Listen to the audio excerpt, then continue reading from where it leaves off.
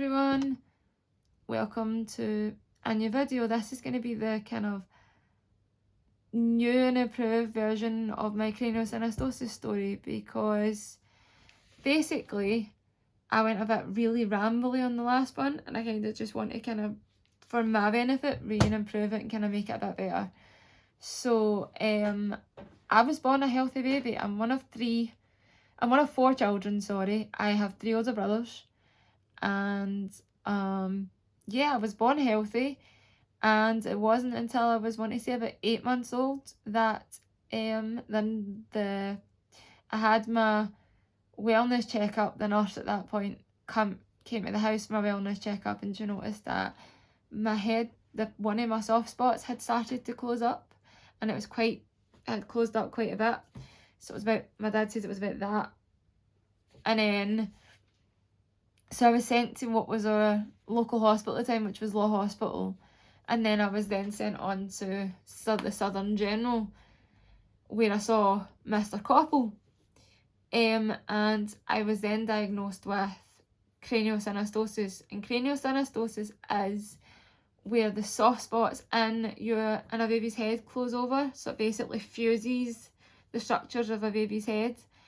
And depending on where the fusions are, a baby's head can become kind of elongated, or it can become like a bulbous shape, or it can just like really expand at the front and you can have like a real major like kind of point at the front, or it can become really flat-headed on the back. It just depends on where the structure has formed.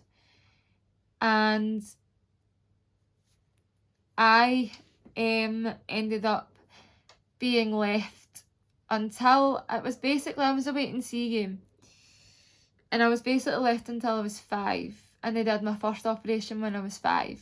But the downside to leaving me until I was 5 to do any intervention was that I ended up with left side brain damage. Now, because the structures in your skull are fused, it means that your skull becomes solid.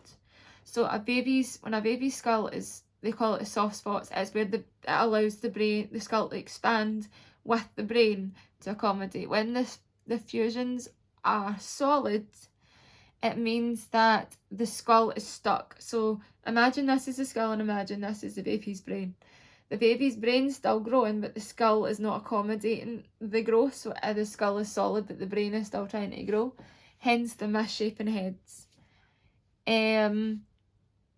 So they did that, and by the time they'd done that, I had left side brain damage, because my left side of my brain had basically got squished against my skull, because obviously the skull wasn't growing. So that had left me with a weakness down my right hand side and my right arm and right leg, and no vision in my right eye. The receptors that send the vision from your eye to your brain, so your brain can make the picture and then send it back to your eye, signals back to your eye, weren't working.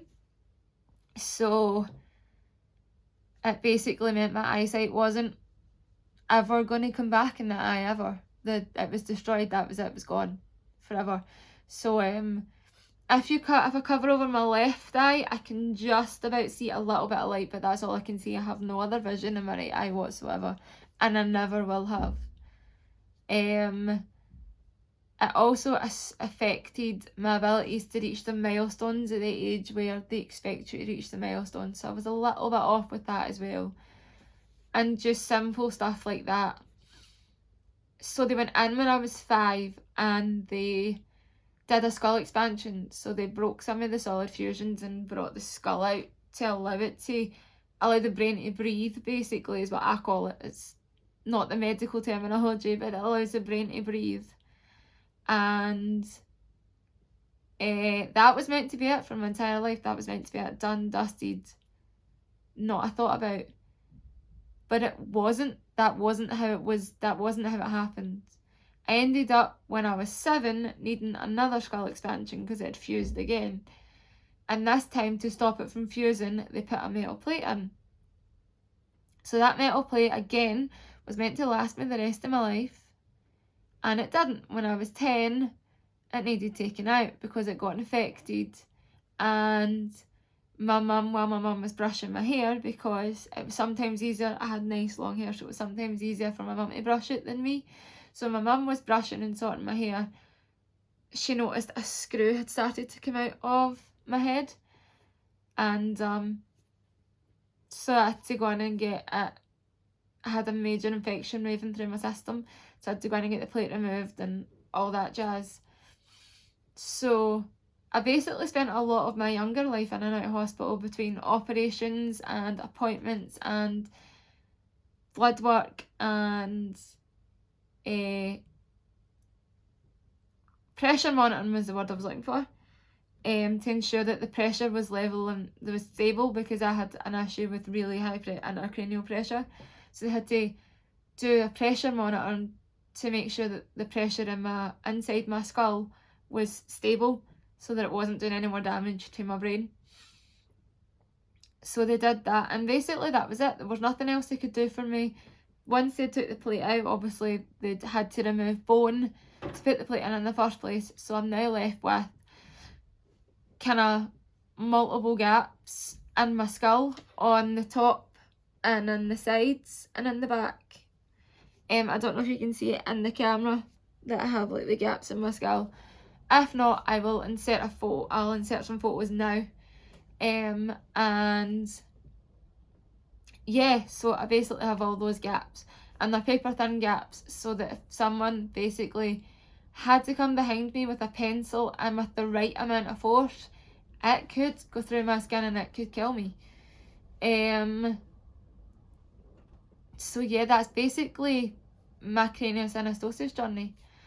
I won't go into the operation that was meant to possibly help me, because it is quite gory, but let's just say that I would not be here if they did that operation, because I wouldn't have made it off the table. So that was basically ruled out, and I appreciate that and accept that being ruled out. I wouldn't, considering I wasn't meant to make it past the age of 5, I think being 27, almost 28 this year, I think I've done pretty well for myself, to be honest. But yeah, that's pretty much, in simple terms, my craniosynostosis journey. There's really not much else to say about that. In the next couple of videos that's going to be coming up in this series, I'm going to be talking about some other health issues I have that I have developed or have got worse throughout the years. So stay tuned for that, and if you want to see more videos like this, please comment down below. Remember to subscribe and hit that notification bell, so you will be able to be notified for the next couple of videos. Bye guys.